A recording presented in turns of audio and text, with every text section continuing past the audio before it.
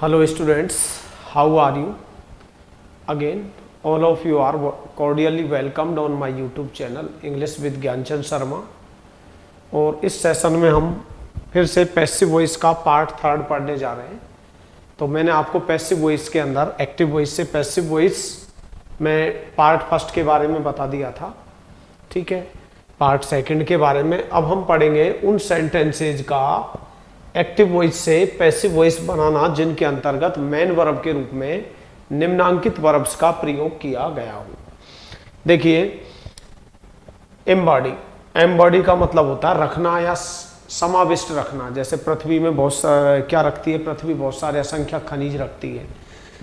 Engulf, engulf का मतलब होता है सराउंड, चारों तरफ से घेर लेना, घेराबंदी कर लेना, ठीक है, या अपनी लपटों में ले लेना। इंटरेस्ट, ठीक है, इंटरेस्ट का मतलब है एक तरह से दिलचस्पी जागृत करना या रुचि दिखाना। और कंटेन मीन्स होता है रखना। ये 4 वर्ब्स हैं, एक तो एम्बॉडी, इनगल्फ, इंटरेस्ट, कंटेन। जब इन वर्ब्स का यूज हम एक्टिव वॉइस में करते हैं तो इनके बाद किसी भी प्रपोजिशन का यूज नहीं होता है।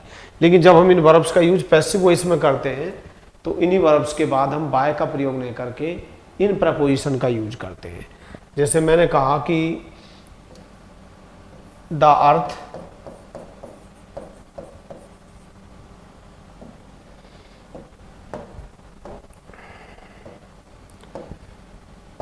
मैंने कहा कि the earth, Prithvi, embodies numerous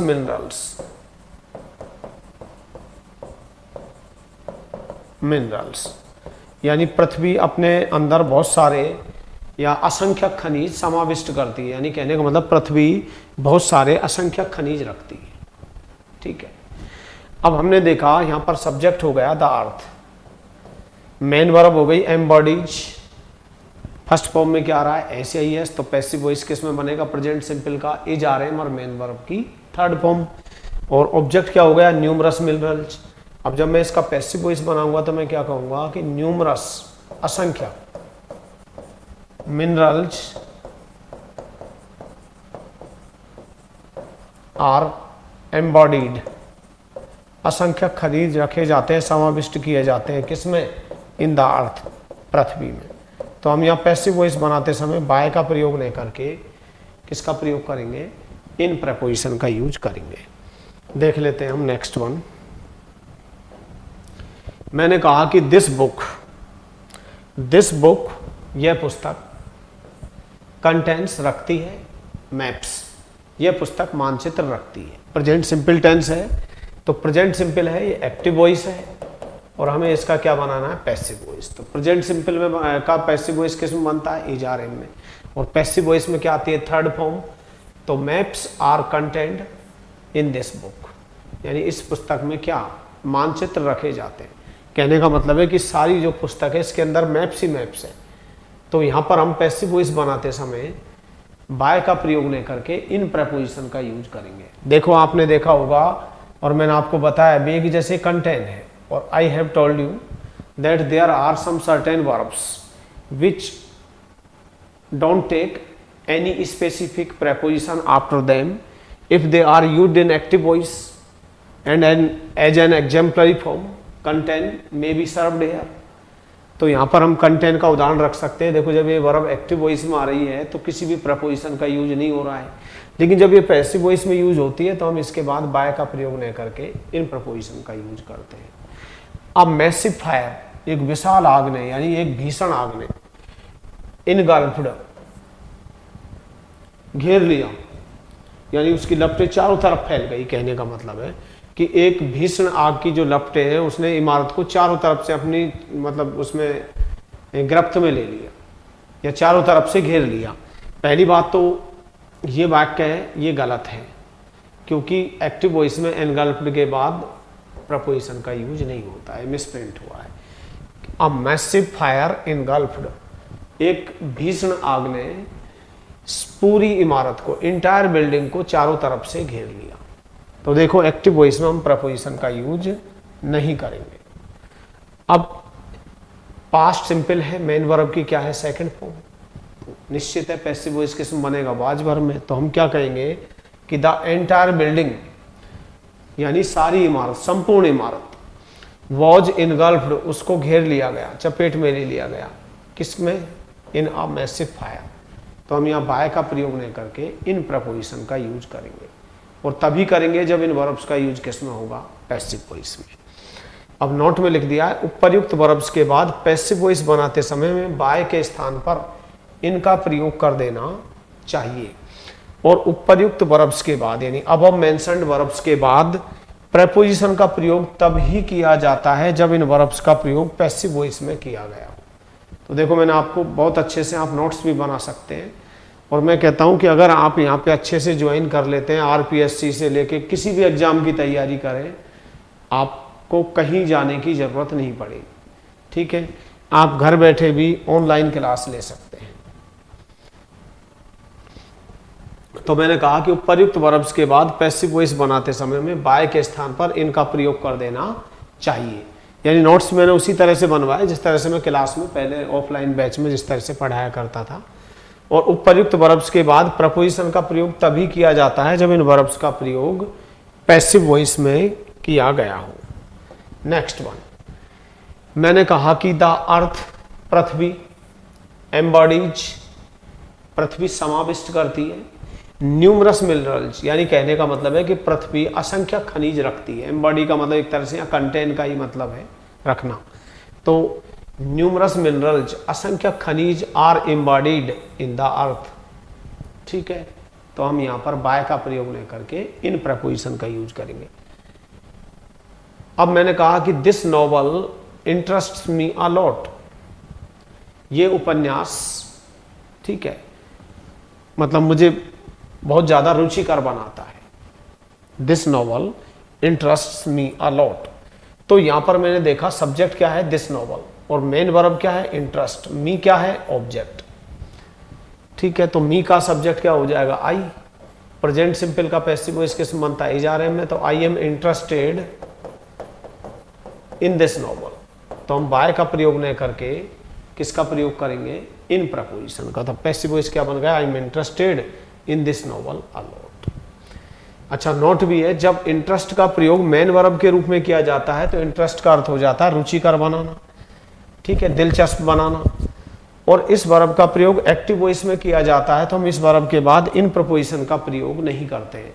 यानी अगर हम इंटरेस्ट का प्रयोग एक्टिव वॉइस में करेंगे तो प्रपोजिशन का यूज कभी भी नहीं होगा। जैसे मैंने कहा कि दिस नॉवल, ये जो उपन्यास है, इंटरेस्ट अस, हमें रुचिकर बनाता है।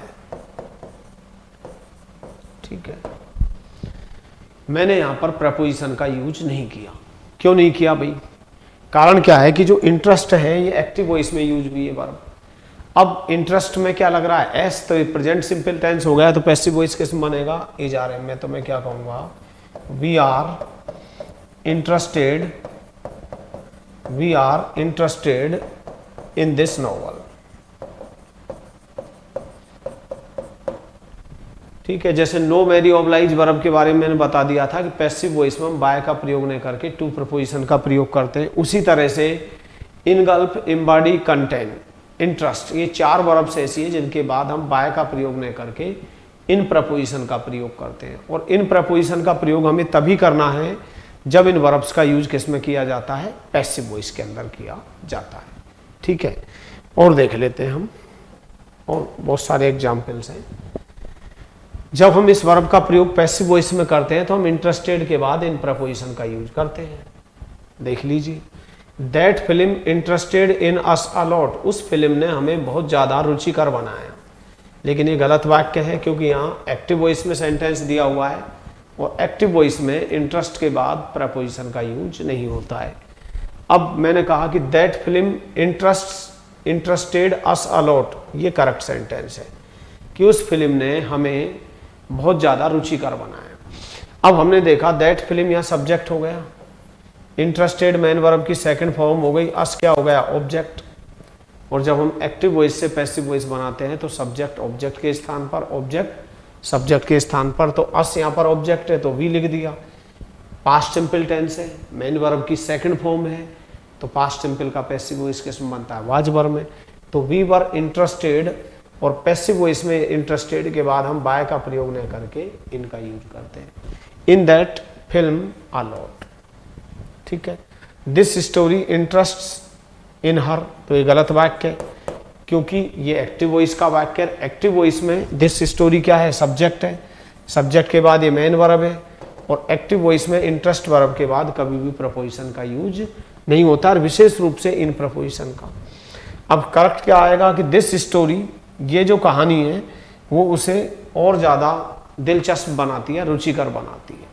अब मैं हर का यहाँ ले जाऊंगा, तो हर का सी हो गया सब्जेक्ट, सी प्रेजेंट सिंपल का is are am S, she is interested in this story, तो इसका क्या बन गया, पैसिव वॉइस, ठीक है। अब इंटरेस्ट अंग्रेजी में नाउन भी होती है, देखो मैंने नोट डलवा दिया है। इंग्लिश में इंटरेस्ट एक नाउन भी होती है, वर्ब तो होती है, साथ में एक नाउन भी होती है। जब नाउन होती है तो इसका अर्थ हो जाता है रुचि, और इस स्थिति में हम इंटरेस्ट के बाद इन प्रपोजिशन का प्रयोग करते हैं। और जब इंटरेस्ट का प्रयोग नाउन के रूप में होता है तो इंटरेस्ट से पहले अक्सर निम्नांकित वर्ब्स का प्रयोग भी होता है। जैसे आपने यहाँ इंटरेस्ट लिख दिया, अब इंटरेस्ट का मतलब तो रुचि हो गया। अब इससे पहले हमें वर्ब भी तो यूज करनी पड़ेगी, तो अगर आप किसी चीज में रुचि दिखाते हो तो शो इंटरेस्ट इन, अगर आप किसी चीज में रुचि लेते हो, दिलचस्पी लेते हो तो टेक इंटरेस्ट इन, यदि आप किसी चीज में रुचि रखते हो तो हैव इंटरेस्ट इन, यदि आप किसी चीज में अपनी दिलचस्पी खो देते हो तो लूज इंटरेस्ट इन, ठीक है। अब मैं कल को आप मुझसे शिकायत करने लग जाए, मैंने कहा कि she takes interest, she takes an interest in music, वह संगीत में रुचि लेती है। तो एक्चुअल में यहां पर मुख्य क्रिया क्या है, टेक्स, यहां पर इंटरेस्ट क्या है, नाउन है। अब जब ये नाउन होगी तो इससे पहले वर्ब यूज होगी, तो जनरली कौन कौन सी वर्ब यूज होती है, show interest in, take interest in, have interest in, lose interest in. अगर आप किसी चीज में रुचि या दिलचस्पी दिखा रहे हैं तो सो का यूज करेंगे, दिलचस्पी लेते हो तो टेक का यूज करेंगे, रुचि रखते हैं तो हैव इंटरेस्ट इन, और यदि आप किसी चीज में अपना दिलचस्पी खो देते हो तो हमें लूज का प्रयोग करना है, ठीक है। अब मैंने कहा क्या तुम संगीत में कोई दिलचस्पी लेते हो, डू यू टेक एनी, ये गलत लिख रखा है, do you take any interest in music, क्या तुम संगीत में कोई रुचि लेते हो। तो देखो यहाँ इंटरेस्ट के बाद हमने इन प्रपोजिशन लिखा है, कारण क्या है कि यहाँ पर इंटरेस्ट क्या है, नाउन है। अगर ये इंटरेस्ट वर्ब होती और सेंटेंस एक्टिव वॉइस में होता तो इंटरेस्ट के बाद कभी भी प्रपोजिशन का यूज नहीं होता है। अब मैंने कहा does she have any interest in your family, क्या वह तुम्हारे परिवार में कोई रुचि रखती है। अब यहाँ पर हमने देखा इंटरेस्ट क्या है, नाउन, और इसलिए हमने किसका यूज किया है, इन प्रपोजिशन का, क्योंकि यहाँ पर क्रिया क्या है, हैव, ठीक है। और इंटरेस्ट ब्याज भी होता है, मैंने कहा one who gives, one who lands money, एक व्यक्ति, वन वर्ड में लिख पाऊंगा मैं आपको, जो कि धन उधार देता हो, at the high rate of interest, high rate of interest, एक व्यक्ति जो कि उच्च ब्याज दर पर धन उधार देता हो। तो इंटरेस्ट का मतलब ब्याज भी होता है, ठीक है, वो बाद में पढ़ेंगे। और एक फ्रेज भी होता है, इन the interest of the poor, in the interest of, किसी के हित में, इन द इंटरेस्ट ऑफ, ठीक है, की भलाई के लिए या की जो भी, इन द इंटरेस्ट। तो नेक्स्ट वन देखते हैं हम कि यहां पर मैंने कहा do you take any interest, क्या तुम कोई रुचि रखते हो, किसमें, संगीत में। तो यहां पर इंटरेस्ट किसके रूप में यूज हुआ है, नाउन के रूप में। मैंने कहा does she have any interest, क्या वह कोई रुचि रखती है तुम्हारे परिवार में, तो ये भी क्या है, इंटरेस्ट यहां पर नाउन के रूप में यूज किया गया है। आगे इंग्लिश में निम्नांकित फ्रेज भी क्यों होता है, जैसे इन द इंटरेस्ट ऑफ, के हित में। मैंने कहा जैसे गरीबों के हित में, इन the interest of the poor, ठीक है। तो ये चार वर्ब हैं मैं जो आपको बता ही चुका हूं, एक तो कंटेन, एक एम्बॉडी और एक इंटरेस्ट और एक इनगल्फ। इनगल्फ का मतलब चारों तरफ से घेरना, घेराबंदी करना। तो ये जब वर्ब्स एक्टिव वॉइस में यूज होती है तो इनके बाद इन प्रपोजिशन का यूज नहीं होता है, लेकिन जब इन वर्ब्स का यूज किस में किया जाता है, पैसिव वॉइस में, तो हम इन वर्ब्स के बाद इन प्रपोजिशन का प्रयोग करते हैं। ठीक है, अब टाइप में फोर्थ में आ जाइए। उन सेंटेंसेज का एक्टिव वॉइस से पैसिव वॉइस बनाना जिनके अंतर्गत एक साथ इनडायरेक्ट तथा डायरेक्ट ऑब्जेक्ट दिए हुए। तो देखो इंग्लिश में दो ऑब्जेक्ट्स होते हैं, जैसे मैंने कहा कि भाई he gives me a flower. देखो जो टीचर की तैयारी कर रहे हैं वो समझ लें, अगर एक ऑब्जेक्ट आता है तब तो उसको केवल ऑब्जेक्ट ही कहा जाता है। इस स्थिति में हम उसको इनडायरेक्ट ऑब्जेक्ट नहीं बोलते, लेकिन जब एक साथ दो ऑब्जेक्ट आ जाते हैं तो इनडायरेक्ट और डायरेक्ट ऑब्जेक्ट होते हैं। तो इनडायरेक्ट ऑब्जेक्ट होता है पर्सन, व्यक्ति के लिए, तो ही सब्जेक्ट, वर्ब हो गई गिव्स, मी ये हो गया इनडायरेक्ट ऑब्जेक्ट कि वह मुझे देता है। ही गिव्स मी, वह मुझे देता है। क्या देता है? अ फ्लावर, ये हो गया अपना डायरेक्ट ऑब्जेक्ट। अब इंग्लिश में यदि एक साथ दो ऑब्जेक्ट्स आ जाएं तो एक्टिव वॉइस से पैसिव वॉइस कैसे बनाएं, क्योंकि वहाँ डिपेंड करता है पूरी तरह से टोटली कास्ट ऑन एग्जामिनर, क्योंकि वहाँ तो एग्जाम में जो ऑप्शंस होंगे उस पर डिपेंड करेगा। अब हमको दोनों तरीके से आने चाहिए, पैसिव वॉइस बनाना आना चाहिए। देखिए अगर मैं इनडायरेक्ट ऑब्जेक्ट से बनाता हूँ तो मी का सब्जेक्ट क्या हो जाएगा? आई। प्रेजेंट सिंपल का पैसिव वॉइस किस में बनेगा? ई जा रहे में, तो मैं कहूँगा I am given a flower, मुझे एक फूल दिया जाता है। किसके द्वारा? बाय हिम, उसके द्वारा। और यदि मैं इसको डायरेक्ट ऑब्जेक्ट से बनाता हूं तो मुझे क्या लेना पड़ेगा? A flower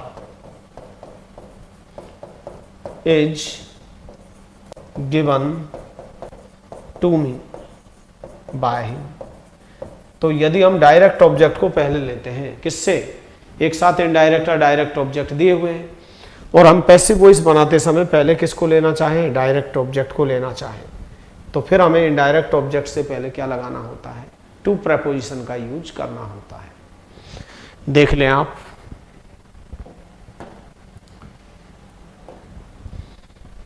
he gives me a flower, वह मुझे एक फूल देता है।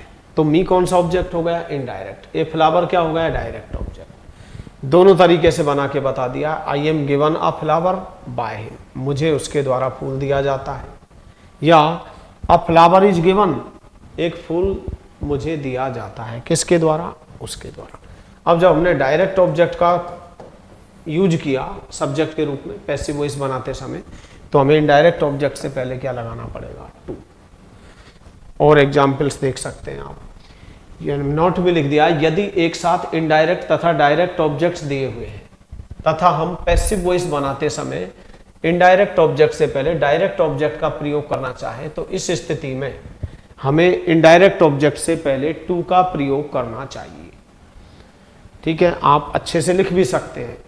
और ऑनलाइन अभी आपका कोर्स कर रहे हैं, शुरू कर रहे हैं मंडे से, और you can download my app English no problem by going through play store. Play store पर जाकर के आप हमारी ऐप डाउनलोड कर सकते हैं, ENP के नाम से, इंग्लिश नो प्रॉब्लम। तो उसमें आपको क्या बेनिफिट्स मिलेंगे? ऑनलाइन क्लास तो आपको मिलेगी, साथ में जो मैं पढ़ा रहा हूँ इसके PDF नोट्स मिलेंगे, आप नोट्स बना सकते हैं, प्रैक्टिस एक्सरसाइज। ठीक है, और मैं कहता हूँ कि आप किसी भी एग्जाम की तैयारी कर रहे हो, इंग्लिश में आपको कभी भी कहीं भी प्रॉब्लम नहीं आएगी। ठीक है। सी, वह, टॉट सिखाती थी या पढ़ाती थी, अस हमें क्या पढ़ाती, क्या सिखाया उसने हमें? कल अंग्रेजी व्याकरण सिखाई, उसने हमें कल अंग्रेजी व्याकरण सिखाई, या ठीक है। अब यहाँ पर दो ऑब्जेक्ट है, अस कौन सा ऑब्जेक्ट है? इनडायरेक्ट। तो हमने सबसे पहले इनडायरेक्ट ऑब्जेक्ट लिख दिया, तो अस का क्या हो गया? वी। और सेकंड फॉर्म का पैसिव वॉइस किसमें बनता है? वाजवर में। तो we were taught English grammar, हमें अंग्रेजी ग्रामर सिखाई गई, हमें अंग्रेजी व्याकरण सिखाई गई या पढ़ाई गई उसके द्वारा कल। ठीक है, दूसरे तरीके से हम पैसिव वॉइस बना देंगे कि इंग्लिश ग्रामर, अंग्रेजी व्याकरण। अब देखो यहाँ तो वी सब्जेक्ट था इसलिए वर आएगा। अब यहाँ पर इंग्लिश ग्रामर है, एक वचन है, तो एक वचन सिंगुलर के साथ हम किसका यूज करेंगे, वॉज का। तो English grammar was taught to us, अंग्रेजी व्याकरण हमें सिखाई गई, किसके द्वारा, उसके द्वारा। कब, यस्टरडे, कल। तो देख लो हमने दोनों तरीके से इसका क्या बना लिया, एक्टिव वॉइस से passive voice. Next one, she has told him lies, उसने उससे झूठ बोला है। देखिए एक बात का आपको ध्यान रखना है, इसमें हम कोई समझौता नहीं करेंगे कि प्रेजेंट सिंपल है तो passive voice is are am में ही बनेगा। अगर हैज हैव के बाद थर्ड फॉर्म है तो passive voice has been have been में ही बनेगा। तो देखो लाई का बहुवचन लाइज भी होता है, अगर एक वचन होता तो क्या आता, ए लाई। अब यहां पर इनडायरेक्ट ऑब्जेक्ट है हिम और लाइज क्या है, डायरेक्ट ऑब्जेक्ट। अब हिम को हम यहां लेंगे तो हिम ये इनडायरेक्ट ऑब्जेक्ट है, तो मैंने कहा he has been told lies by, उसके द्वारा उससे झूठ बोले गए हैं, मतलब बहुत सारे झूठ बोले गए। लाई का बहुवचन क्या होता है, लाइज।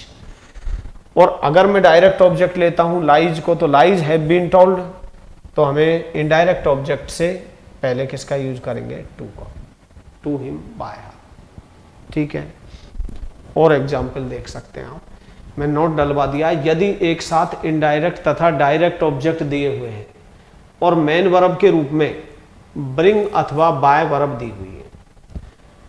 देखिए ये दो वर्ब यहाँ पर एक्सेप्शन है और ये आरपीएससी सेकंड ग्रेड में पूछा भी जा चुका है और आपको ध्यान भी देना है इस पे कि यदि मेन वर्ब के रूप में दो वर्ब, ब्रिंग की सेकंड फॉर्म क्या होती है, brought brought, buy bought bought, तो मैंने क्या लिखवाया कि यदि एक साथ इनडायरेक्ट तथा डायरेक्ट ऑब्जेक्ट दिए हुए हैं, ठीक है, और मेन वर्ब के रूप में ब्रिंग अथवा बाय दिए हुए हैं, ये भी ठीक है, और हम पैसिव वॉइस बनाते समय इनडायरेक्ट ऑब्जेक्ट से पहले डायरेक्ट ऑब्जेक्ट का प्रयोग करना चाहे तो हमें इनडायरेक्ट ऑब्जेक्ट से पहले टू का प्रयोग न करके फॉर का प्रयोग करना चाहिए।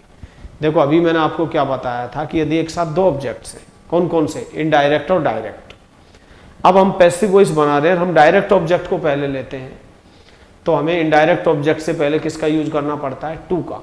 लेकिन यदि आपके पास वर्ब के रूप में ये दो वर्ब दे रखे हैं, जैसे मैंने कहा कि he brings me two books, वह मेरे लिए दो पुस्तकें लाता है, वह मुझे दो पुस्तकें लाता है। कितनी पुस्तकें, दो। तो देखिए ये इनडायरेक्ट ऑब्जेक्ट हो गया, भाई किसे लाता है, मुझे। क्या लाता है, दो पुस्तकें, ये डायरेक्ट ऑब्जेक्ट। अब मैं इसका पैसिव वॉइस बनाऊंगा इनडायरेक्ट ऑब्जेक्ट से, तो मी का क्या हो जाएगा, आई। प्रेजेंट सिंपल का पैसिव वॉइस किस में बनता है, इज आर एम में, तो मैं कहूंगा कि I am brought. Passive voice में हमेशा थर्ड फॉर्म आती है। टू बुक्स, मुझे दो पुस्तकें लाई जाती हैं, किसके द्वारा, बाय हिम, उसके द्वारा। ठीक है, यहां तो कोई प्रॉब्लम ही नहीं है। लेकिन अगर मैं पैसिव वॉइस बनाते समय इस इनडायरेक्ट ऑब्जेक्ट को छोड़ते हुए एग्जामिनर किसका यूज कर देता है, डायरेक्ट ऑब्जेक्ट का, टू बुक्स। अब टू बुक्स है तो वर्ब क्या आएगी, आर। दो पुस्तकें लाई जाती हैं, two books are brought for me, मेरे लिए, किसके द्वारा, बाय हिम।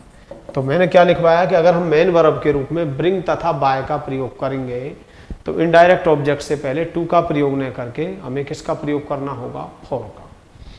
ठीक है, आप नोट कर सकते हैं। और देखेंगे आप, ही ब्रिंग्स मी आ वॉच, वह मेरे लिए एक घड़ी लाता है। ठीक है, ये सब्जेक्ट हो गया, ब्रिंग्स मेन वर्ब हो गई, मी इनडायरेक्ट ऑब्जेक्ट हो गया और वॉच डायरेक्ट ऑब्जेक्ट हो गया। हमने पैसिव वॉइस बनाया कि I am brought a watch, मुझे एक घड़ी लाई जाती है, बाय हिम, उसके द्वारा। अब मैंने डायरेक्ट ऑब्जेक्ट लिख दिया कि एक घड़ी लाई जाती है, तो अब यहाँ इनडायरेक्ट ऑब्जेक्ट से पहले मैं टू का प्रयोग नहीं करके, क्योंकि ब्रिंग और बाय दो वर्ब से याद रखनी है आपको, यहाँ पर हम फॉर का यूज करते हैं। I bought her some books, मैंने उसे कुछ पुस्तकें खरीदी, तो हर सी वॉज बॉट, उसे कुछ पुस्तकें खरीदी गई, किसके द्वारा, मेरे द्वारा। लेकिन अगर मैंने यहाँ डायरेक्ट ऑब्जेक्ट पहले लिख दिया, सम बुक्स वर बॉट, कुछ पुस्तकें खरीदी गई, फॉर हर, उसके लिए, यहाँ टू नहीं आएगा, फॉर हर बाय मी, मेरे द्वारा उसके लिए कुछ पुस्तकें खरीदी गई। तो ये दो वर्ब्स आपको अलग से याद रखनी है सेपरेटली कि ब्रिंग तथा बाय अगर वर्ब्स आती है और हम डायरेक्ट ऑब्जेक्ट को पहले पैसिव वॉइस बनाते समय यूज करते हैं तो हमें इनडायरेक्ट ऑब्जेक्ट से पहले फॉर का यूज करना है, नहीं कि टू का। नेक्स्ट वन, उन सेंटेंसेज का एक्टिव वॉइस से पैसिव वॉइस बनाना जिनकी शुरुआत इंटरोगेटिव प्रोनाउन हूं से होती हो। देखो आप में से बहुत लोग नहीं जानते हैं कि एक्चुअल में जो हूं होता है वो वर्ब से पहले जो आता है वो वर्ब सब्जेक्ट ही होता है। अब यहां पर जो ये हूं है ये सब्जेक्ट ही है। क्या है? सब्जेक्ट। अगर आप आरपीएससी टीचर की तैयारी कर रहे हैं सेकंड ग्रेड में और आपसे क्लॉज एनालिसिस करवा लिया, SPOC ये पूछ लिया, तो यहां पर हूं बराबर तो हम क्या देंगे आंसर? सब्जेक्ट। स्टॉल बराबर क्या हो जाएगा? वर्ब या प्रीडिकेट P। योर वॉच क्या हो जाएगा यहां पर? ऑब्जेक्ट। तो ये कौन सी पैटर्न हो गई? SPO। तुम्हारी घड़ी किसने चुराई। तो एक्चुअल में जो नहीं जानते वो जान ले कि हूं इंग्लिश में एक इंटरोगेटिव प्रोनाउन होता है और आपको ये भी पता होना चाहिए कि हूं तो होता है एक सब्जेक्ट केस और हुम होता है एक ऑब्जेक्ट केस। और शुरू में आप पैसिव वॉइस के नियम पढ़िए। मैंने आपसे कहा कि बाय आई नहीं होता, बाय मी होता है, बाय बी नहीं होता, बाय अस होता है, क्योंकि प्रपोजिशन कोई भी क्यों नहीं हो उसके बाद कभी भी सब्जेक्ट केस यूज नहीं होता है। अब अगर कोई प्रपोजिशन बाय के बाद हूं लिखेगा तो उसकी इंग्लिश तो वैसे ही गलत है। कारण क्या है कि बाय प्रपोजिशन है और हूं इंग्लिश में क्या होता है? सब्जेक्ट केस, और हुम क्या होता है? Object case. इस वजह से हम बाय के बाद किसका यूज करते हैं? हुम का। वो एक बात का और ध्यान रखना है आपको, ऑप्शन में आप गलती कर जाते हैं कि बाय हुम के तुरंत बाद हेल्पिंग वर्ब का होना जरूरी। अगर हेल्पिंग वर्ब नहीं है तो ध्यान रखना कि आपका आंसर बिल्कुल गलत है। तो मैंने कहा कि हु स्टॉल योर वॉच, तुम्हारी घड़ी को किसने चोरी किया। तो भाई हु क्या है? सब्जेक्ट है। अब इसका हम बाय लिख दिया और बाय के साथ हु नहीं आ सकता, इसलिए ऑब्जेक्ट केस आता है। तो हु का ऑब्जेक्ट केस क्या होता है? हुम। तो बाय हुम वॉच योर वॉच स्टोन, तुम्हारी घड़ी किसके द्वारा चुराई गई। अच्छा, दूसरा तरीका अगर ये नहीं दिया हुआ है तो आप हूं का हूं से भी बना सकते हैं, लेकिन आप लास्ट में बाय का यूज करेंगे। कारण क्या है? शुरू में अगर मैं बाय का यूज करूंगा तो बाय के बाद कभी भी मैं हूं नहीं लिख सकता, क्योंकि प्रपोजिशन के बाद सब्जेक्टिव केस का यूज नहीं होता है। तो मैंने कहा कि who watch your watch stolen by, तुम्हारी घड़ी किसके द्वारा चुराई गई। तो ऐसे भी हम इसका पैसिव वॉइस बना सकते हैं। मैंने कहा हु प्रेजिज हर, उसकी तारीफ कौन करता है। तो देखिए बाय हुम, बाय हुम में। अब प्रेजेंट सिंपल का पैसिव वॉइस किस में बनता है? इज आर एम में। अब हमें ये देखना है कि यहाँ पर इज का यूज करें या आर का या एम का। तो हर यहाँ क्या है? ऑब्जेक्ट। इसका क्या बनाएंगे? सी। तो सी के साथ इज आता है। तो बाय हुम इज सी प्रेज्ड, उसकी प्रशंसा किसके द्वारा की गई। या who is she praised by, उसकी प्रशंसा किसके द्वारा की जाती है। आप हु का हु से भी बना सकते हैं, लेकिन इस स्थिति में आपको बाय का प्रयोग बाद में करना है, लास्ट में करना है। नोट है, नोट में एक नंबर है, पैसिव वॉइस बनाते समय हम शुरू में बाय हुम का प्रयोग करते हैं और बाय हुम के तुरंत बाद हम हेल्पिंग वर्ब का प्रयोग करते हैं। ये मैंने बता ही दिया आपको। नेक्स्ट है, इसमें हम सभी जानते हैं कि हूं एक सब्जेक्टिव केस होता है तथा हुम एक ऑब्जेक्टिव केस होता है। देखो मैं रटवा नहीं रहा, एक एक चीज क्लियर कर रहा हूं कि हूं क्या होता है? सब्जेक्ट केस होता है और हुम क्या होता है? एक ऑब्जेक्टिव केस। अतः हम प्रपोजिशन के बाद कभी भी हूं का प्रयोग नहीं कर सकते हैं, और प्रपोजिशन के बाद हमें कभी भी किसका यूज नहीं करना है? हूं का। अब अगर कोई मुझसे यूं कह दे कि बाय हूं वर 2 डिलैपिडेटेड बिल्डिंग्स डिमोलिश्ड, किसके द्वारा 2 जर्जर इमारतें गिराई गई, तो एरर तो भाई ए पार्ट में हो गई। बाय के बाद आप हूं लिख ही नहीं सकते, क्योंकि हूं क्या होता है? Subjective case. और देखिए SSC 10 CHSL में आया हुआ क्वेश्चन है, आई नो, पिछले पेपर्स में इसको उसने ए पार्ट दे रखा था कि आई नो, मैं जानता हूं, टू हूं, तो बी पार्ट में एरर हो गई। ये CHSL में this question occurred in SSC CHSL as a common error के रूप में। अब आपको पता है टू क्या है? प्रपोजिशन, और हूं क्या होता है? Subject case. और प्रपोजिशन के बाद कभी भी सब्जेक्ट केस का यूज, सब्जेक्टिव केस का यूज नहीं होता। तो यहाँ हूं की जगह क्या आएगा? हुम। मैं जानता हूं कि तुम किसकी तरफ इशारा कर रहे हो। और देखिए who is laughing at you, तुम्हारा मजाक कौन उड़ा रहा है, तो पैसिव वॉइस क्या बनाएंगे हम, बाय हुम। ठीक है, हु का क्या आएगा, बाय हुम। अब इज आर एम के बाद आई एन जी आ रही है तो पैसिव वॉइस बनेगा is being, are being, am being में, क्योंकि मैंने आपको क्या कहा कि प्रेजेंट पार्टिसिपल का पैसिव वॉइस हमेशा बीइंग में बनता है। एक्चुअल में इज आर एम के बाद जो आई एन जी आती है उसको अपन क्या, वो प्रेजेंट पार्टिसिपल होती है। वाज वर्ब के जो बाद आई एन जी आती है वो भी क्या होती है, प्रेजेंट पार्टिसिपल। और प्रेजेंट पार्टिसिपल का पैसिव वॉइस किस में बनता है, बीइंग में। यानी जहाँ वर्ब की फर्स्ट फॉर्म आती है तो उसका पैसिव वॉइस किस में बनता है, बीइंग और मेन वर्ब की थर्ड फॉर्म में। अब बाय हुम के बाद मुझे इज लिखना है या आर लिखना है या एम लिखना है, तो ये डिसाइड कौन करेगा, ऑब्जेक्ट। यहाँ यू ऑब्जेक्ट है, अब यहाँ मैंने इसका क्या बना दिया, सब्जेक्ट। तो बाय हुम के साथ क्या आएगा, आर। अगर यहाँ मी होता तो मैं मी का आई बनाता तो यहाँ क्या आता, एम। अगर यहाँ पर हिम होता और मैं यहाँ ही लिखता तो यहाँ क्या आता, इज। तो by whom are you being laughed at. और एक बात और याद रखनी है कि हेल्पिंग वर्ब यदि कंपाउंड फॉर्म में यानी दो वर्ड्स में, देखिए यहाँ हेल्पिंग वर्ब दो फॉर्म कंपाउंड में हो गई, आर बीइंग, तो ध्यान रखना नेगेटिव में उनके बीच में नोट आ जाता है और इंटरोगेटिव में उनके बीच में सब्जेक्ट आ जाता है। तो मैंने कहा by whom are you being laughed at या who are you being laughed at by. और नोट भी लिखवा दिया है, यदि हेल्पिंग वर्ब दो वर्ड्स से बनी हुई हो तो नेगेटिव सेंटेंस में उनके बीच में नोट आ जाता है तथा इंटरोगेटिव सेंटेंस में उनके बीच में सब्जेक्ट आ जाता है। जैसे I have made a mistake. अब आपको पता है कि जहां भी थर्ड फॉर्म आती है तो उसका पैसिव वॉइस किस में बनता है, बीइंग, और मेन वर्ब की थर्ड। या आप ये कह सकते हो कि हैज हैव के बाद थर्ड फॉर्म दी हुई है तो पैसिव वॉइस बनेगा हैज बीन, हैव बीन में। अब यहाँ हैज बीन, हैव बीन क्या हो गई, कंपाउंड हेल्पिंग वर्ब हो गई, यानी दो वर्ड्स में हो गई। तो देखो सिंपल में तो एक साथ लिख दिया मैंने, a noise has been made by me, शोर मेरे द्वारा मचाया गया है। अब मैंने कहा कि I have not made a noise, मैंने शोर नहीं मचाया है। अब ये नेगेटिव है तो देखो बीच में क्या आ गया, not. A noise has not been made by me. अब ये प्रश्नवाचक है, have I made a noise, क्या मैंने शोर मचाया है, तो प्रश्नवाचक का प्रश्नवाचक में ही बनेगा। तो हैज अ नॉइज, तो बीच में क्या आ गया है यहाँ, subject. Has a noise been made by me. ठीक है, तो अभी आपका पैसिव वॉइस कंप्लीट नहीं हुआ है। नेक्स्ट सेशन में हम अगला टाइप देखेंगे। अभी हमने टाइप फर्स्ट पढ़ा, उसके अंदर उन सेंटेंसेज का पैसिव वॉइस सीखा था जिनमें फ्रेजल वर्ब्स का यूज होता है।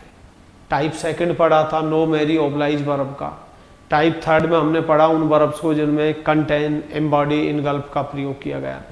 टाइप फोर्थ में हमने वो पढ़े उन सेंटेंसेज का एक्टिव वॉइस से पैसिव वॉइस बनाना सीखा जिनमें एक साथ इनडायरेक्ट और डायरेक्ट ऑब्जेक्ट दिए हो।